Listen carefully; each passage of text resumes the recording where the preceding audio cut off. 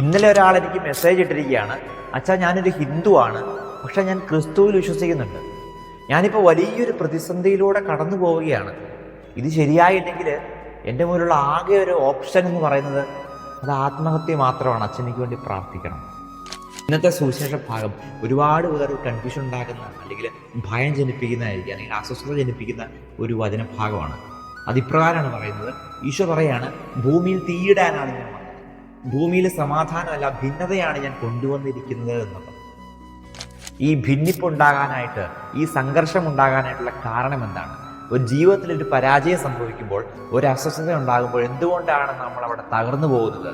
ക്രിസ്തു ഇനിയും നിന്റെ ഉള്ളിൽ രൂപപ്പെടുന്നില്ല എന്നുള്ളതുകൊണ്ടാണ്. ഈശോയെക്കാളും കൂടുതലായിട്ട് മറ്റെന്തിനെങ്കിലും നീ ഒന്നാം സ്ഥാനം കൊടുത്തിട്ടുണ്ടെങ്കിൽ, മക്കളായിരിക്കാം, ഭാര്യയായിരിക്കാം, സഹോദരങ്ങളായിരിക്കാം, വസ്തുക്കളായിരിക്കാം, അവിടെ എല്ലാം നിനക്ക് സങ്കടം ഉണ്ടാകും എന്നുള്ളതാണ്, ഭിന്നത ഉണ്ടാകും എന്നുള്ളതാണ്. ക്രിസ്തുവിനായിരിക്കട്ടെ നിന്റെ ജീവിതത്തിൽ ഒന്നാം സ്ഥാനം. പ്രഭാഷകന്റെ പുസ്തകം 2-ാം അധ്യായം 6-ാമത്തെ വാക്യം, കർത്താവിൽ ആശ്രയിക്കുക, അവിടുന്ന് നിന്നെ സഹായിക്കും. പ്രിയമുള്ളവരെ, ഒരു പ്രശ്നം വരുമ്പോൾ ഈ ഒരു ആശ്രയ ബോധം നമുക്ക് നഷ്ടപ്പെട്ടു പോകുന്നു എന്നുള്ളതാണ്.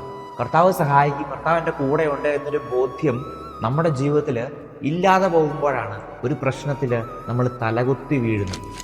ഈശോ എന്ന തീ നിന്റെ ഉള്ളിലുണ്ടെങ്കിൽ ഒരു പ്രതിസന്ധിയിലും ഒരു വിഷമത്തിലും നീ തകർന്നു പോകത്തില്ല, തളർന്നു പോകത്തില്ല, ഉറപ്പാണ്.